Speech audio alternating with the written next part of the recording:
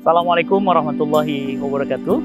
Sahabat cinta Quran, saya mengajak sahabat semuanya untuk berkontribusi di program Syiar Quran yang di dalamnya ada program membebaskan buta aksara Quran, program mencetak 1 juta dai Quran, dan beasiswa untuk para penghafal Quran, dan juga program sosial dan kemanusiaan.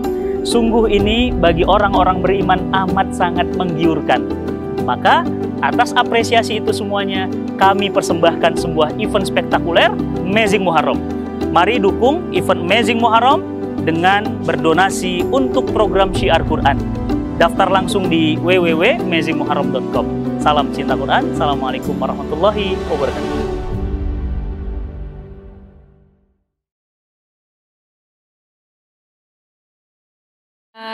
Pertanyaan, pertanyaan berikutnya adalah, terus gimana cara Bapak berdakwah di Jepang? Gimana ya? How to do dakwah in Japan then? Nihongonya gimana? Nihongonya gimana? Doyatte dakwah surun desu ka? Mikiru. Ya, mikiru. How to mikiru. Gimana caranya? The many ways I tried, many ways, and just introduce some of them. Banyak hal yang sudah beliau pikirkan. Tapi diantaranya adalah. So what is something important? Number one nomor is satu yang terpenting adalah you focus on the person you want to do dawah. You specify the person. Jadi pertama adalah fokus kepada subjek dakwah atau yang akan kita dakwahi itu. Not just talk, not everybody know. Jadi nggak bisa. You think this person is good, because in the Jahiliyah time is the best person because the best Muslim. This you can see the hadith. Jadi pertama beliau akan memilih kira-kira siapa yang ingin menjadi akan didakwahi oleh beliau. Kemudian fokus kepada orang itu. Jadi tidak bisa bersama-sama gitu kayak di Indonesia undang pengajian gitu, nggak bisa. Tapi beliau harus memilih siapa dulu yang harus didakwahi sesuai dengan niatnya itu. But that is a kind of strategy. But what really happened is actually what happened even during time of Muhammad sallallahu alaihi wasallam. Jadi, those who have a little bit the weak, they have problems, not like Umar radiallahu anhu, So that is a kind of challenge. Even though your intention, you want to invite someone, who is very famous, for example, who are very rich, for example, they're very social, socially influential. But the reality is that who actually receive hidayah generally, they have some mental problems, they have family problems, those who have economic problems, these people embrace Islam. Jadi, misalnya objek dakwah atau kita harus melihat satu-satu gitu, fokus ke satu-satu kebutuhan mereka tuh seperti apa gitu. Beliau tuh mengikuti sebagaimana Rasulullah SAW ketika dakwah pertama kalinya itu. Jadi begitulah kira-kira yang beliau ikuti. Jadi kepada siapa dia harus berdakwah dahulu, walaupun ada keinginan gitu berdakwah langsung kepada orang-orang yang memiliki influencer besar gitu, orang-orang yang terkenal. Tapi realitanya kadang hidayah itu terserah Allah atau bagaimana orang tersebut juga menjemput hidayahnya gitu. Jadi sekali lagi fokus dari satu orang per satu orang gitu. So that's why we cannot choose the hidayah. Makanya nggak bisa memilih siapa yang akan mendapatkan hidayah, nggak bisa ya. Kan Allah yang memberi. So anyway, generally we don't know who receive hidayah. So we should, whatever we focus on certain person, this person is good, originally. So later on become best Muslim, right? So if we focus, then we ask special favor to attend Islamic seminars, any public speech, or to listen about story of Islam. It's a kind of asking for special favor. So because of the personal connection, personal request, this non-Muslim listen.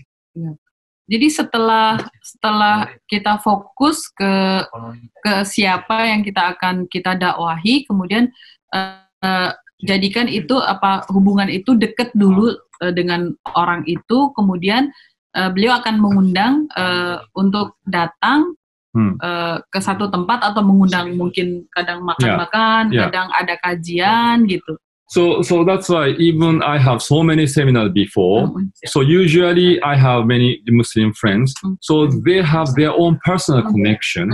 And because of that personal connection, so Japanese people feel, okay, my friend asked me to attend this seminar. So because of him, because he asking me, okay, let's go to the seminar. You know, that is a kind of misalnya, connection. Beliau sering mengadakan seminar tentang Islam. Di antara audiens itu kenapa mereka mau datang, karena ternyata mereka diajak temennya gitu. Jadi ternyata orang itu mau datang karena teman saya ngajak ke seminar ini, katanya bagus gitu. Makanya jalan cara dakwahnya itu tadi mengikuti begitu. Ketika sudah ada hubungan baik, mereka ada trust, ada kepercayaan, kemudian baru diajak. Yeah, so basically always a personal connection. So establishing a relationship is the base. It's very important, the rapport. Yeah. Jadi untuk stabilitas relation itu sangat penting di dalam dakwah. Okay. Then social media, because it's time, you know, of this IT kemudian, technology. Cara lain adalah ya berarti yang ketiga tadi, kedua itu kan membangun hubungan personal, kemudian mengundang mereka. Kemudian yang ketiga adalah melalui social media. Yeah, because after maybe they are attending seminars or reading some books, and then definitely this time they will go to social media. They will go to internet. They will open up, you know, homepage on Islam, and they will check. That's why you have to really prepare the good materials. So recently I opened my YouTube channel, JP Islam channel, with Haji Sugimoto. So just 2 months ago, so I initiated. So biasanya setelah mereka mengikuti kajian atau datang satu seminar, mereka akan lari ke sosial media atau mencari kelanjutannya itu melalui sosial media. Makanya atas kebutuhan itu beliau tuh membuat YouTube channel namanya JP Islam channel with Sugimoto. Ini disediakan atau diperuntukkan orang-orang Jepang yang membutuhkan informasi atau pendidikan selanjutnya setelah mengikuti seminar tadi. Yeah. So basically this all contains there. I'm speaking Japanese, but there is an English subtitle there. Semua konten itu dalam bahasa Jepang sengaja karena memang dakwah untuk orang Jepang, tapi belum memberikan subtitle dalam bahasa Inggris. Yeah, maybe there is some some non-Muslim living in Japan who are not really capable of speaking Japanese. Yeah, maybe, some Philippine sisters, some Chinese. Di Jepang ini kan karena banyak pendatang dari luar negeri itu, maka bisa jadi mereka juga akan dinikmati oleh dari negara lain, misalnya kayak Filipino atau negara-negara lain yang ingin belajar tentang Islam. Karena, Masya Allah, saya tambahin sedikit, banyak juga teman-teman dari negara lain, ada dari Amerika, Filipina, itu justru masuk Islamnya itu di Jepang, Masya Allah. Yeah. Okay. So another approach is a cultural approach, a cultural festival. Japanese people, they love festivals. Cara berikutnya ada melalui culture festival. Yeah. So usually, if not coronavirus time, outbreak, usually summer vacation, there's a lot of the matsuri, the festivals. Jepang itu adalah negara yang sangat menyukai festival-festival seperti tadi disebut di atas itu. Biasanya dalam musim panas itu banyak banget festival. Yeah. Jadi ini adalah salah satu cara juga dakwah melalui festival Islam. Yeah, so the last year, 2019, we made in Tokyo, there is we call Shiba Park, just near the Tokyo Tower. It's very good place. And then we had the first Islamic cultural exchange festival in Tokyo. Jadi tahun lalu, alhamdulillah, kita berhasil mengadakan festival Islam pertama kali Haji Metejo, yang diadakan di tengah-tengah kota Tokyo, dekat Tokyo Tower di Shiba Park. Boleh saya tambahin ya? Waktu itu pengalaman yang sangat menarik sekali karena dikunjungi banyak banget nanti akan dijelaskan. Yeah, so about 2,500 people came for 3 days. 2,500 people. Yeah.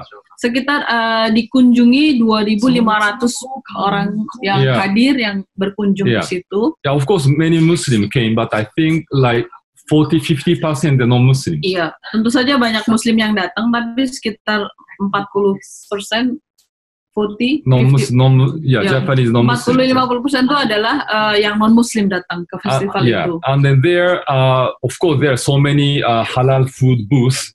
But beside, we have cultural booths, which include the free distribution of Islamic books, including the Quran translation. Masya Allah. Ini. Jadi ketika ngadain festival itu, kita juga membagikan Quran translation secara gratis buat siapa saja yang membutuhkannya. Dan juga makanan-makanan halal di pinggiran taman itu. Oke. Sehingga masyarakat Jepang tuh datang dan benar-benar dengan senang hati atau meminta Al-Quran terjemahan tadi. Usually, maybe in foreign countries like Western countries, they do street dawah. Okay, they distribute the books and pamphlets on the street. Yeah, but it seems not working in Japan. People are not receiving, they are refusing to get the free copies because it's religious books. Biasanya kalau di negara-negara lain itu ada namanya street dakwah, tapi di Jepang itu kelihatannya itu nggak bisa dilakukan atau mereka menolak gitu kalau seandainya kita bagikan buku gratis tentang agama, kebanyakan mereka selalu menolak. Yeah, that's why we made this kind of culture festival. We create such an environment that from the non-Muslim side, they are willing to come to join. Not just on the street and then people are busy, We stop them and then take their time, right? Ya, jadi kenapa kami itu mengadakan festival Islam itu karena mengundang mereka untuk datang. Jadi bukan kita yang membagikan buku di jalanan gitu, pasti mereka akan menolaknya gitu. Tapi ketika ada festival, mereka yang dengan sukarela datang ke festival itu dan mengambil atau menerima buku-buku Islam dengan sukarela gitu. Nah di situ. So what happened in 3 days we distributed about 600 this Quran. The people are willing to receive it. Masya Allah. Jadi Masya Allah, antusiasnya luar biasa. Dalam waktu 3 hari itu kita ngadain festival, sekitar 300 orang yang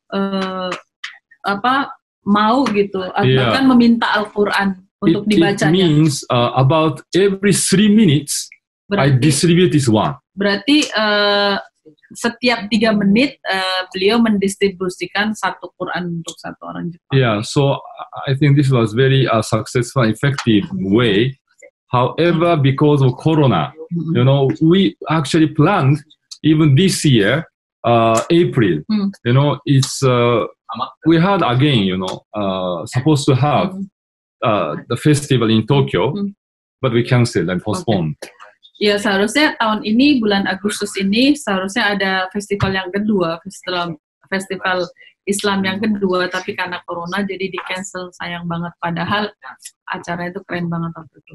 Bahkan, saya tambahin, pertama kali di Tokyo itu, waktu itu ada grup Marawis dari teman-teman dari Indonesia, itu sholawat Nabi di tengah-tengah taman di kota Tokyo. Itu Masya Allah, aku sendiri sampai merinding ya. Okay. Jadi bacaan Al-Quran tuh pertama kali tuh di luar gitu. Dan orang-orang Jepang sangat tertarik gitu mendengarkan, Masya Allah. So the next approach is after, let's say, embrace Islam, we also have to take care of new Muslim.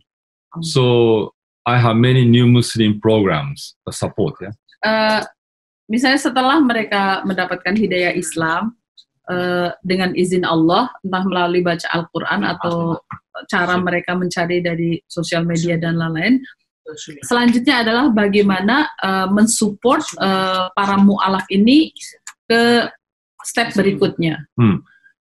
Because dawah doesn't necessarily mean not only inviting non-Muslim to come to Japan, but we have to maintain, their the practice istiqamah, right? To being a Muslim, continuously.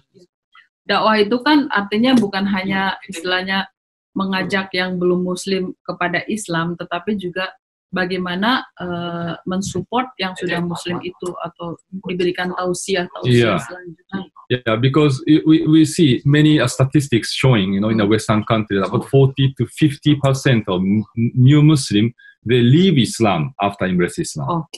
Berdasarkan statistik itu, sekitar 40 sampai 50% itu banyak mu'alaf itu kembali ke laptop, kembali ke jalan yang dulu gitu, karena tidak ada pembinaan tadi. So it's very sad, because the lack of support, right? Even Allah give us the amana, the hidayah is, you can take care. How you can take care? It's a test for the Muslim community also.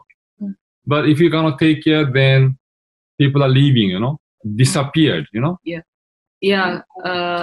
Ya itulah tugas kita semua ya. Setelah mereka mendapatkan hidayah itu adalah sebagai amanah kita yang sudah Muslim itu bagaimana menjaga mereka. So we had a collaboration with the KMI. KMI itu apa itu KMI itu? Keluarga Masyarakat Muslim Indonesia. In Japan kan. It's I think the biggest network Indonesian network in Japan kerjasama dengan KMII, Keluarga Masyarakat Muslim Indonesia. Andil mereka itu sangat banyak sekali untuk mensupport para mu'alaf Jepang ini, Masya Allah. So we collaborate with KMII, the CICC, Chiba Islamic Culture Center collaborate with KMII. And we used to have this new Muslim mu'alaf support, Jadi insya Allah kita disupport justru oleh masyarakat Muslim Indonesia yang tinggal di Jepang, kolaborasi, misalnya kita mengadakan Islam Zemi itu, hampir setiap bulan ya. Terima kasih. Aduh. So still continue. Masih. So another approach is we have a young Muslim men. So now we have like second generation, third generation. So this generation, they are the future ummah, right? So they are future da'i also. So we have to really train them, We have to keep this chain of testimonies, shahada, for the next generation. Selanjutnya adalah hal yang sangat penting juga adalah pembinaan pemuda-pemuda Muslim di Jepang. So the last year we had special summer program for the youth, high school student and university student. Tahun lalu, we invited about 12 students, and among them 3 of them are non-Muslim students, and then 9 of them they are so-called young Muslim. Jadi kepedulian kita itu bukan hanya fokus kepada yang remaja Muslimnya saja, secara umum remaja Jepang. Jadi remaja Jepang itu dibina juga gitu loh. Nah, tahun lalu kita membawa 12 pemuda Jepang untuk berkunjung ke negara Malaysia. So I didn't say yet. Belum ya. これから言うから。ごめん。勝手に言わないんだ。人の話聞いてないの君は。ちょっと待って。Jadi tahun lalu tuh beliau membawa 12 pemuda Jepang untuk diadakan mentorship itu. So this summer program we conducted in Malaysia, and then it's a host family program. So there are 5-6 host families. They invited, they welcomed, they received about 1 or 2 Japanese young Muslims. So this young Muslim, come to Malaysia, where the majority they are Muslim. And of course, the environment, you will see a lot of masjid and all halal restaurants, right? And many Islamic educational institutes, So different, because we are now in Japan, super minority. You kind of feel, they are surrounded by Muslim community, really, right? But come to like Muslim majority country, they feel relaxed and they feel confidence being a Muslim. Ya, seperti tadi disebutkan, 12 pemuda ini berkunjung atau homestay di Malaysia dan di Malaysia itu bersama dengan keluarga Muslim di Malaysia. Kemudian mereka mendapatkan pengalaman-pengalaman yang luar biasa gitu, bagaimana hidup di sekelilingi orang Muslim. Dan pengalaman itu sangat membekas gitu di hati mereka, sehingga ada 2 orang yang bukan Muslim ya yang ikut itu. Tiga orang yang bukan Muslim merasakan hal-hal yang positif dari pengalaman di Malaysia itu ya. はいはい。あとはね、ソーシャルアウトリーチ、ね、プログラムもありますね。これは、去年千葉で、台風のね、被害があったね。はい。はい。その時に、マレーシア、37人のマレーシア人とね、一緒にボランティアをしてきた。そこまでね。Tahun lalu juga cara lain tadi tentang bagaimana dakwah di Jepang kan pertanyaan. Selanjutnya adalah social outreach. Jadi tahun lalu kami mengadakan bakti sosial ke masyarakat Jepang yang terkena musibah angin topan. Beliau bersama masyarakat atau mahasiswa dari Malaysia berjumlah 30. Okay. How many people? Ya, mau ikut. Hai. Itu mengadakan membantu korban yang terkena topan angin topan itu. Question number 6 is. Kemudian baiklah, terima kasih banyak. Sekarang pertanyaan yang selanjutnya adalah how about reaction of dakwah? Hai. De, generally positive. Reaksinya gimana gitu? Generally positive. Alhamdulillah. Secara umum reaksi ketika didakwah itu mereka sangat positif. But it doesn't mean they will embrace Islam because it's different the matter. Ya? Bukan berarti mereka tuh serta-merta masuk Islam gitu. Yeah. Tapi mereka sangat tertarik atau positif lah. Okay, that's it. Oke, jadi aduh, terima kasih banyak. Jadi kira-kira seperti itu. Kita lebih banyak bercerita tentang kegiatan dakwah di Jepang. Kira-kira seperti itu. Sahabat cinta Quran semuanya, semoga apa yang sudah disampaikan ini bisa menjadi pelajaran buat kita yang sudah Muslim sejak lahir. Terakhir ada pertanyaan, give the message for Indonesian people atau sahabat cinta Quran ini, beri nasihat atau motivation. Ma,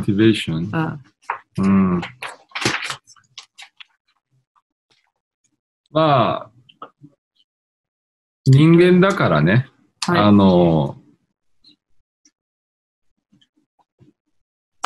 まあ弱いんですよ。Manusia itu adalah lemah, karena manusia adalah lemah.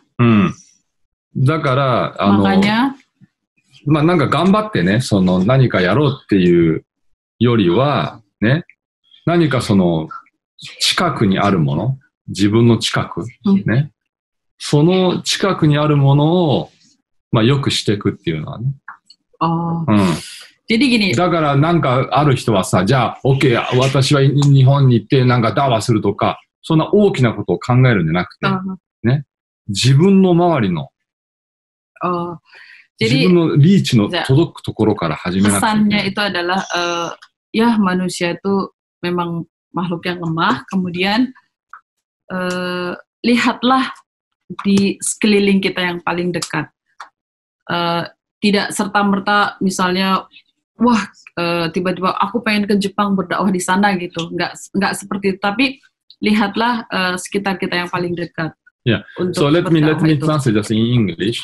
Now we can see the one very famous hadith that even our eating place. Mama Sarasam said that we're supposed to eat the nearest dish, not the far, you know.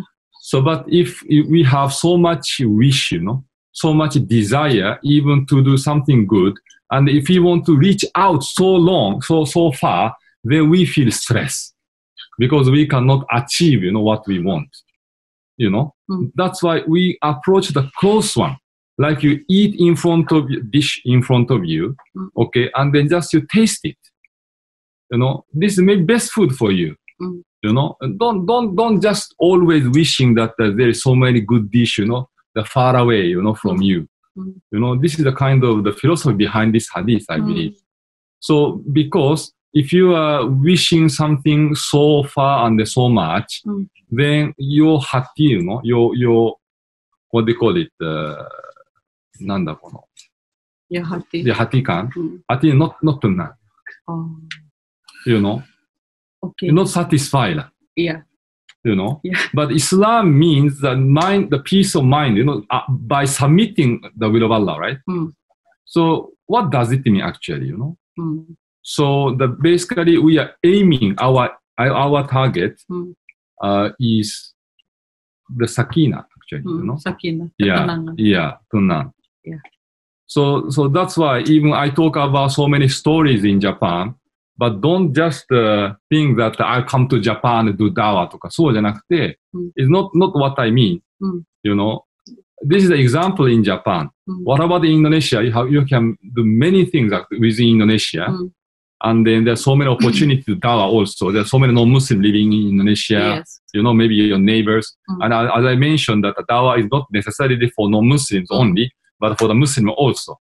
So inshallah, I think you can get some benefit from our conversation, inshallah.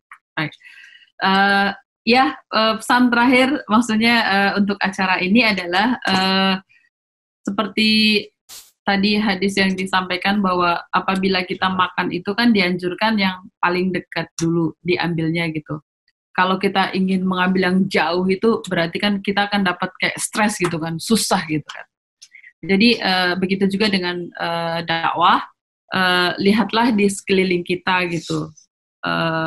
Sebab itu mungkin yang terbaik saat ini untuk yang di sekeliling kita itu lebih membutuhkan ketimbang kita kalau pikirannya jauh gitu, kayak keinginan yang sangat jauh gitu, misalnya pengen pergi ke Jepang untuk dakwah, itu boleh-boleh saja, tetapi yang didahulukan mana dulu, kayak skala prioritas kali ya, skala prioritas. Jadi kira-kira itu saja yang bisa kita share hari ini.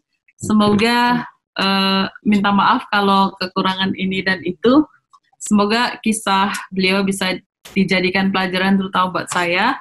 Tadi saya mendengarkannya juga saya sendiri sambil mencerna. Jadi terima kasih banyak atas waktunya.